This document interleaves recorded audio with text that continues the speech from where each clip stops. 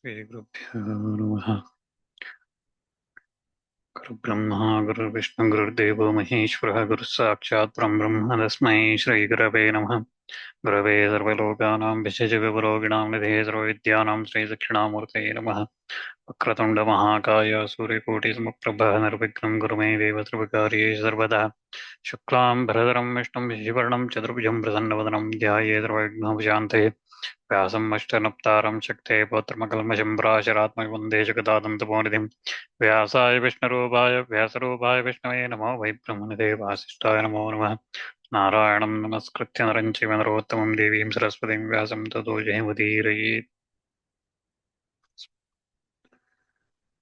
We are looking at Arjuna listening to the instructions from Krishna, and Krishna explains the forms in which Paramatma exists, right, in everything. And he was also explaining where all his superior form, where all one could see in all the everything that we see and hear and everything, how he is there in everywhere.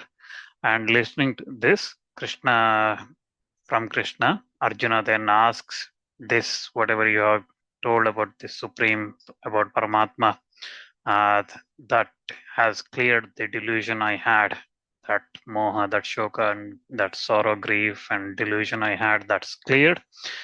Now, I would like to see you in your sovereign form, in that universal form. I'd like to see, if you think I am competent to see that, please show me that eternal form of yours. Then Bhagavan says that form of my form is very divine and very diverse colors and shapes. Even you will see the Adityas, Vasus, Rudras, Ashwinis, Marutas, everything in that form, but you will not be able to see that with your this eye. So you will read a celestial eye for that.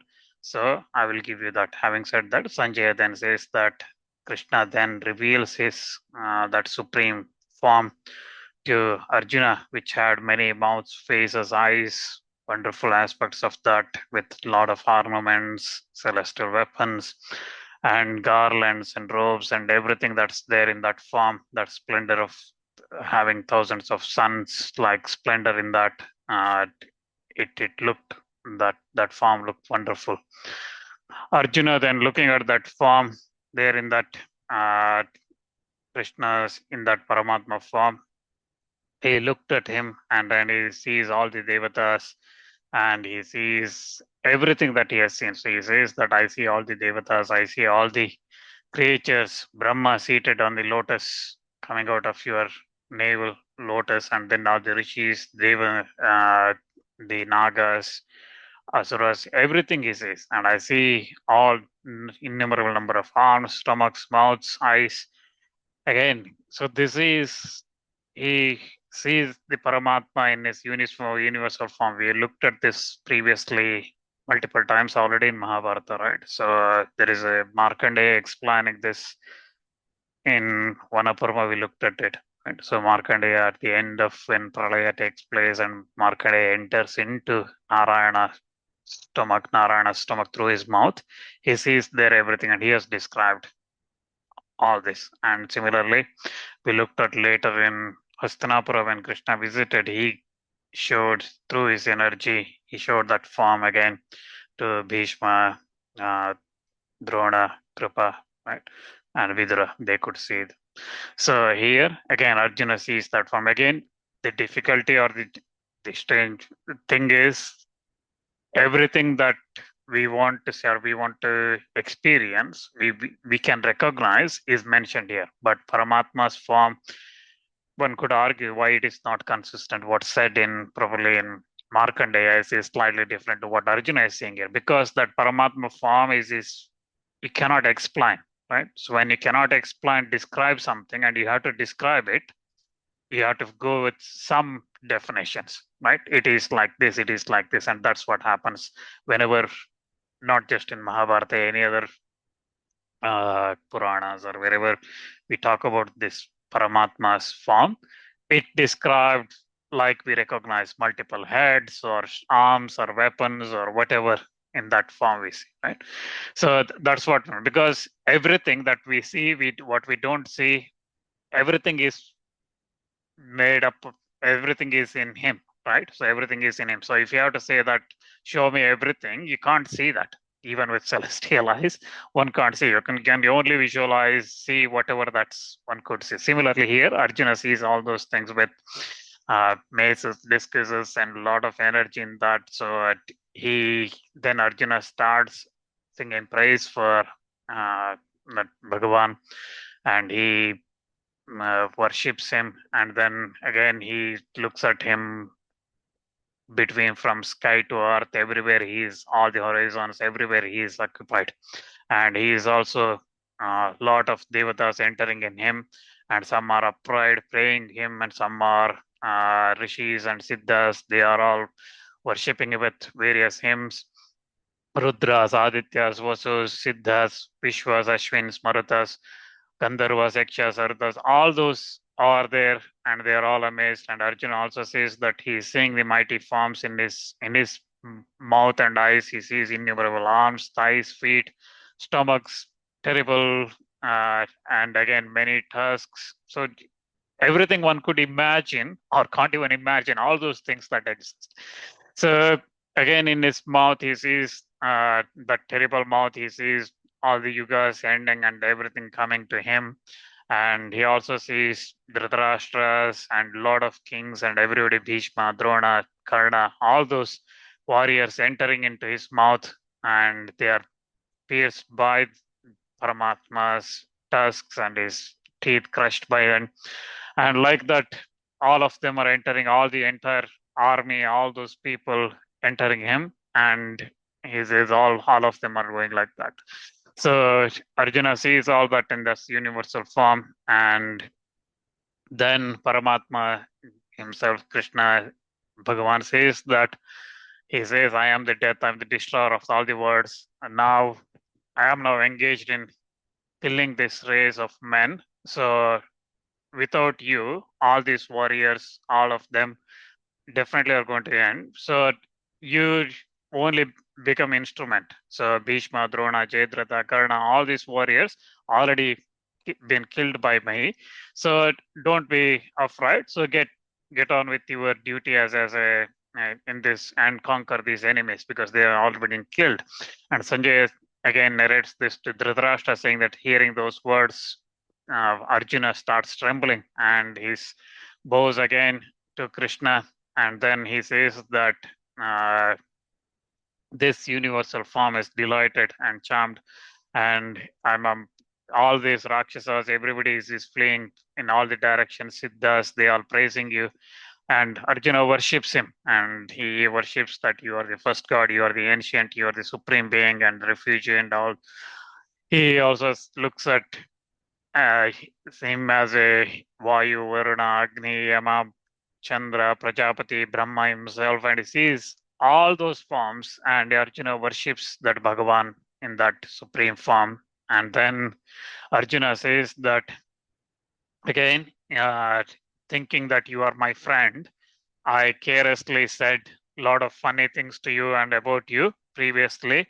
Without my judgment, I told you all those things and disrespected. I whatever the disrespect that I have shown you, uh, all that he asks for forgiveness on those things. And because he says you are the father of the universe, so just like great master worships deserves worship, I am worshiping you, and therefore forgive me for all those things.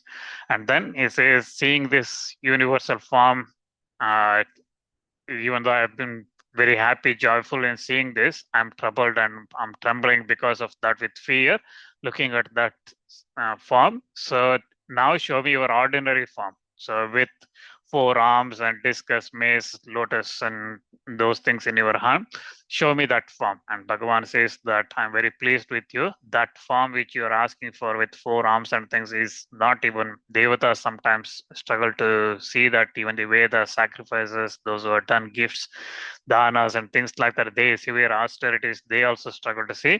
But because you are uh, my friend, I'm going to show you that form. Having said that, Bhagavan shows him that ordinary form with four arms and with holding his weapons, Shankha, Chakra, Gada, and Padma in his forearms. Arjuna seeing that becomes the calm, and then he again he says that I'm now settled in my mind, I'm very calm now. Bhagavan again says that nobody can see this, so by reverence only, by prayers only, one could through see that form of Bhagavan. Then Arjuna again says that those who worship uh, constantly devoted to you, and those who meditate on you uh, as this supreme being, as the unmanifest, as this one, uh, what what are they going to attain, and what else and those who are always devoted to you, uh, what is the which one is the best? So if somebody is constantly devoted to you and adore you, and those who always meditate upon you, which one is the who is the best among them, which is the best devotion? And Bhagavan says that those who fixing their mind on me and they constantly adore me, uh, they are the highest with the highest faith. They are the most devoted. But those who worship me as the supreme one, as the one who does not have birth or changes or anything, and who is all pervading, who is inconceivable, indifferent, immutable, that eternal one, those who think like that, those are the ones who are timing. So that means they are the one who are eligible for moksha, because that's the ultimate knowledge realization of that Atma, Paramatma. And he says that because that path is very difficult to find and that path is very difficult to follow. So he also asks Arjuna to fix his heart on that Atma and then understanding everything on him, and then you will dwell in me, you will come to me, you will hear me, you will become one in me. If, on the other hand, if you are unable to fix your heart steadily on me, then at least obtain me through devotion with bhakti, continuous application of bhakti. So let all the actions performed on me and abandoning all those fruits of action. Again, Krishna repeats the whatever is previously said in short, he repeats the same thing. So he says knowledge is superior to application in devotion, and meditation is better than that knowledge, and abandonment of fruits of action is better than meditation. Tranquility results in immediate abandonment, and the one who has no hatred in any creature, who is friendly, compassionate, who is free from egoism, who is vanity, has no vanity attachment, who is alike, who keeps pleasure and pain same, and who sees, who is forgiving, contented, always devoted and subdued in, always firm in his purpose, heart set on fixed on that uh, single thought. Such a person is very dear to me. And he also says that the one who likes friends and looks at friends and enemies same, who are looks at everything equally, such a person free from attachment, who does not whom for someone who, if someone censors or praises, they all equal. Such a person is contented with whatever that comes his way. Such a person is very dear to me. So Bhagavan explains those devotees who are dear to him, and he explains that also. Then he starts explaining about this body and the relation to Paramatma, the Atma that resides, that exists in this body. He says that the body is called Kshetra, and the one who knows the what inside is that's the one is known as Kshetrajna. And he says that that Atma is the one that exists in all the bodies, and the knowledge of Kshetra and Kshetrajna is actually the true knowledge, the one who knows what is. So if someone says I am this, so if they are referring to body, then that's different. And if one says I'm knowing this Atma inside Kshetrajna, then that's different. So that knowledge is different. Again, all this he says that has been previously said by many rishis. He talks about the Prakriti, which is made up of these five elements, space, fire, and so on. So five elements: Ahankara, Buddhi, all this with all this manas, mind, and all with all this prakriti is made up of, and then with the 10 senses, that is karmendriya and jnanendriyas, and 5 objects of senses. So that's the sensual organs, desires, aversion, pleasure, pain, body consciousness, courage, all in this brief is described as kshetra. So Atma is not one of them, but the one who has the knowledge about all this is and the one knowing this as different from the Atma is the knowledge, and that knowledge comes from absence of vanity and all the contentness, equanimity, uh, and looking up everybody as same and living the life as it should be, like without any desires and things like that, renunciation. So all those things, that's the one, all this that leads to the knowledge. So but on the other hand, it leads to ignorance. So for example, if one has vanity, or it results in injuring others, or do not forgive and things like that, all those things results in ignorance. Ignorance is one who does not realize that supreme person. So that supreme person, so that's why he says that the the knowledge, the object of knowledge, and knowing all those things, the kshetra, the knowledge, and the object of knowledge, all those things, he explains, Bhagavan explains all those things. Then he also talks about, again, some of this is repeated, but it is said in a different fashion. So whatever previously is said, he says the same thing, because when it comes to Vedanta, what is Upanishad Sara, it's the same message that's repeated again and again. So Bhagavan again says that some by meditation see that Atma, and some others by devotion to Sankhya system, and some others through devotion through karma, and then some others yet not knowing this worship and hearing it from others. Even those devotees who hear such a things, they also cross this world, and they also develop that kind of things. The one who again who sees the diversity of entities as exist in one, so everything is one, such a person is the one who's said to attain that Brahma, that knowledge. And by through such a knowledge, and again knowing the difference between what is the matter and the spirit, that or the Chaitanya that lives on, that exists, such a person attains Supreme Bhagavan. So that's the one who is said to attain moksha. Bhagavan again then starts explaining about this existence, and this body is made because of the 3 natures or the qualities or gunas, because of that creation, because of that. And he says the Brahma is a womb in me, and there I place a germ, and that develops and takes mighty form, and that's the one. So he also talks about sattva, rajas, and tamas as the 3 gunas that bind down all the eternal this atma in the body. It binds down, and among them, sattva is the one that is pure nature, enlightening, free from misery, binds atma with attachment and happiness of and of the knowledge. But on the other hand, rajas is the one that desires, that attached to it are desires, and it is born of thirst and attachment, and that binds the atma to attachment of work, karma.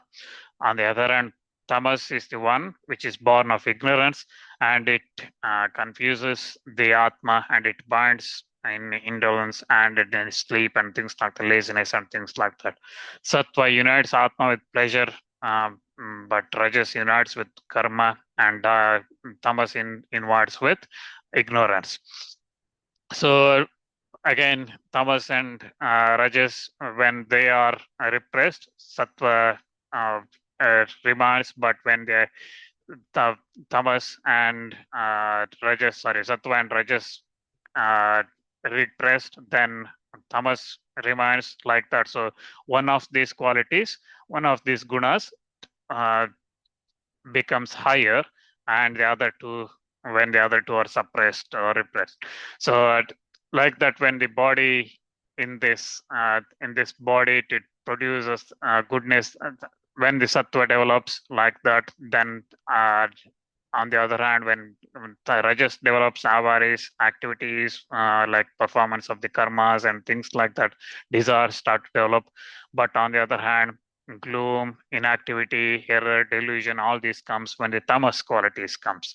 So like this body is mixture of these three qualities. When one recognizes that no one else is the agent, uh, uh, but these qualities that what drives one to do those kind of karmas, then such a person attains that realization. That means one realizes that it is the tamasic qualities or the rajasic qualities which is asking me to do these things, but I should be focusing on goodness, and that is the sattva guna. When that sattva becomes supreme, then that leads to this knowledge and supreme knowledge. And Arjuna, listening to this, asks, what are the indications of one who has transcended all these three qualities? That is, again, who has pure sattva guna, pure goodness. Okay, so there is no other things. And how does one can do that? And Bhagavan again says, the one who has no aversion of light, activity, even delusion, when they are present, no desires in them, and when they are absent, the one who is seated as one unconcerned and not shaken by such a person is not shaken by these qualities. Again, he talks about steadiness in mind and what one does and things like that. So controlling the senses and all those things. So that self-restraint and control, all those things. Again, one who worships Bhagavan with exclusive devotion, such a person transcends all these qualities and he becomes fit for that knowledge. Bhagavan then again, uh, he explains about uh, this.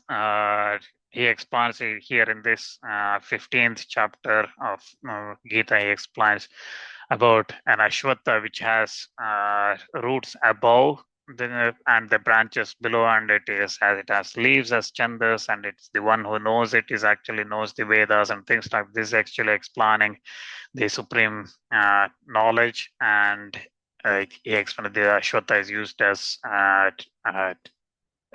as a metaphor here, and so it is a very complex shloka here, this entire explanation. So, but again, he explains that Paramatma Rupa form. He explains that, and he says that uh, those who are free from pride and delusion, who are subdued, subdued all the evil attachment, who is steady in contemplation of this Paramatma, uh, or to the individual self. So Jivatma, so one they have, such a person who has desires has departed, freed from all the opposites. Such a person is retains that eternal seat, that eternal position, attains such eternal position. Again, devotees who towards the end come to him, they who are again who have who are senseless, whose minds are not restrained, they do not attain those kind of things. So the people he again talks about this this creation as two entities in this world. One is that goes through changes and one that doesn't go through changes. The one that goes through changes are all these creatures and that whatever that one experiences and sees. But the unchangeable one is the called immutable, and but that's the supreme being, and he is called Paramatman.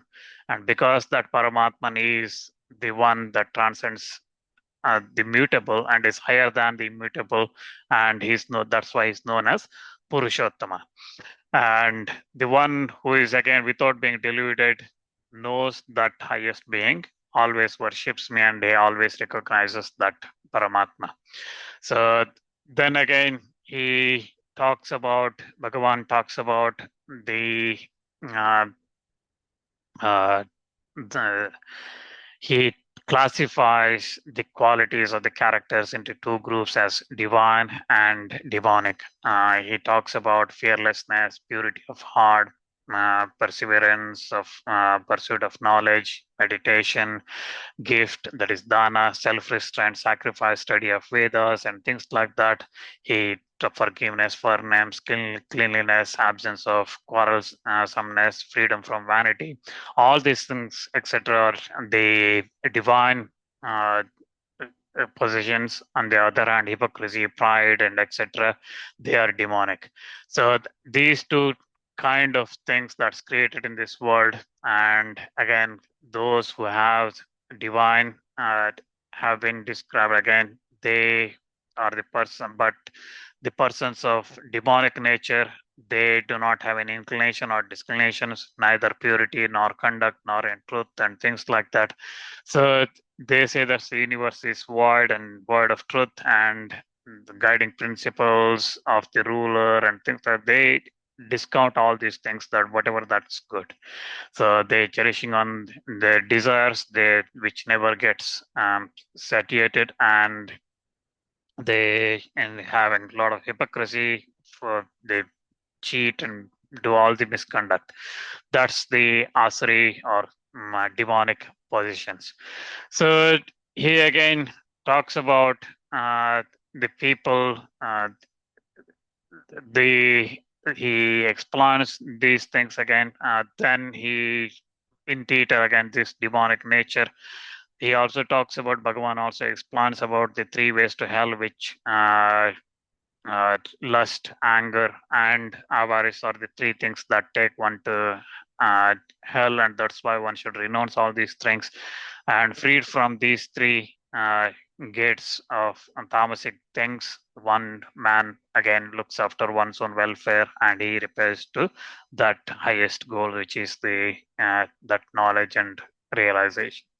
So that's why one should take Shastras as the authority in determining what should be done and what should not be done, because abandoning the scriptures is not an option, and that's the only way to attain the highest goal. And this is again important because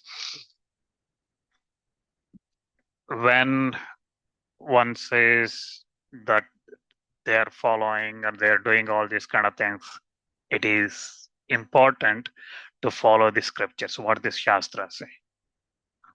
That's what again Bhagavan here says, that following that Shastras is the only way for that realization.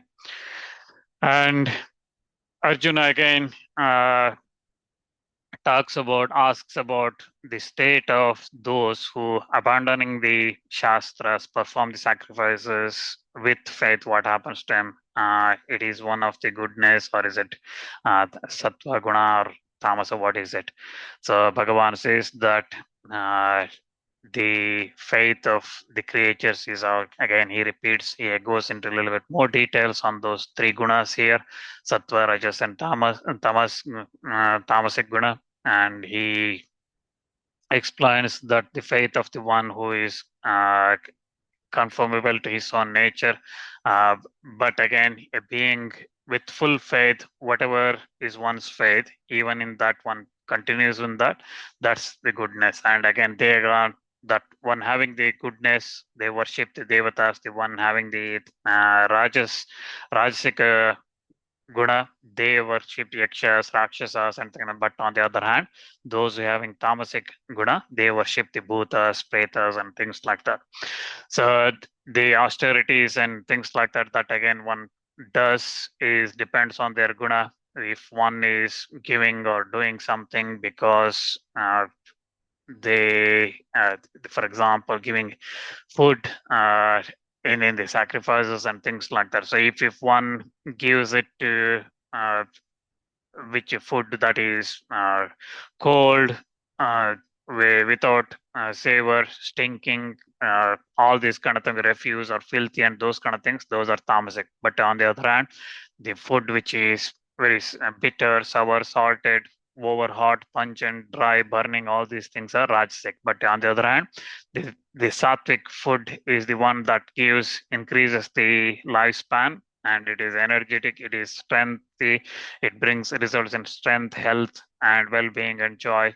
And those are the things that's in the sattvic things. So he again sacrifices and food and things like that. He explains sacrifice also. It is performed as per the ordinances, as per the shastras, without any looking for any result, is the one that performs as per duty.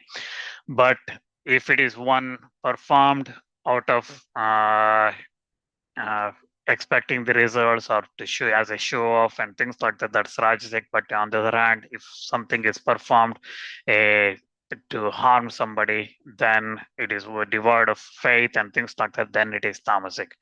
So like this, he explains those qualities. Again, Bhagavan explains those qualities. Then he explains the dana as well. So if one makes dana with pure intent of making dana and not expecting anything in return and those kind of things, whatever one can, if one gives away, that's sattvic. But on the other hand, if one gives away and thinks about it, in return expects something either as a fame or a return something coming through, then it is return gift, then it is rajasic. But on the other hand, if one uh, gives away by insulting somebody and things like that, then it is tamasic. So again, penance as well, he talks about in the qualities. Also, he explains those things. So then finally, again, he explains about offering, doing whatever one does. If one does it with the uh, uh, Paramatma in mind and offers everything to Paramatma, then that results in the good quality. So then in the final section of this discussion between Arjuna and Bhagavan, Arjuna asks, among renunciation, Arjuna says that from of renunciation, I desire to know the true nature and also abandonment. So there is two things here: renunciation and abandonment. So in one is sannyasa, another one is tyaga. Okay, so there's two different things. So what I want to know the nature of those things. So Bhagavan says that the rejection of karma with desire is known by the learned as renunciation, but abandonment of the fruit of all the karma is tyaga. So again, the karma of sacrifice, dana, penance, all those things one should not abandon. The sacrifice, gift, dana, penance are all purification methods. One can purify by through those things. But again, those works should be done by abandoning the attachment of the fruit. Again, same message comes again and again. One should perform the karma, but abandon the fruits of those things. Again, renunciation of an action or a karma is prescribed in the scriptures is not proper. Again, there is conflicting at an outer level, it looks like conflicting messages, but the message is very clear. Renunciation at some point of the actions is allowed in scriptures, but not good, not proper for those who are in the karma yoga. So they should continue with their karma. And again, he explains about abandonment and the renunciation, the differences, and when one should do what, when one should abandon the main focus is abandoning the results or the desire for those results of any karma one performs. So one with intelligence and with all the doubts cleared, the abandoner having the quality of sattva, such a person having no aversion for an unpleasant action or attachment and things like that, such a person will not have any of that. And because the actions again one cannot absolutely abandon them by a person, that's why he abandons the fruits of those actions. One such goes through the such a things, such a person is said to be abandoner. But those for the renouncer, on the other hand, there is no such thing. Okay, so for the sannyasi, he would have abandoned even the karma as well, not just the results. So, but that's the second stage. Then again, Bhagavan explains about the essence of all the things he has said. So this with body, speech, mind, and whatever the karma one that does, and he offers everything to Bhagavan, and such a person becomes pure in his mind, and again, jnana, karma, and the one who does the karma. All these things have been described many times, and that's the understanding all those things. One becomes clear in his mind, and then that results in this understanding of the pure final stage of the attaining that moksha. Again, he summarizes on those sattva, rajas, and tamasic gunas. Once more, he explains those three things, and he also explains about the creation of the four varnas: Brahmana, Kshatriya, Vaishya, Shudra, the divisions he has created, and the duties of those things. For example, tranquility, self-restraint, ascetic, austerities, purity, forgiveness, knowledge, experience, and belief in the existence hereafter. All these are duties of Brahmanas who are born of in their nature. Bravery, energy, firmness, skill, not flying away from battlefield, liberality, uh, bearing the of the ruler, and all these are the duties of Kshatriya, and agriculture, tending to cattle, trade, all the natures of Vaishyas and Shudras are the duties having serving all the other three Varnas. So, but anyone who performs their own duty uh, with well performed, that's better than performing the other duties, other Varnas duties. Say, for example, Shudra performing Vaishya's duties, or Vaishya performing Kshatriya's duties, Kshatriya performing Brahmana's duties, or things like that. That's incurs sin.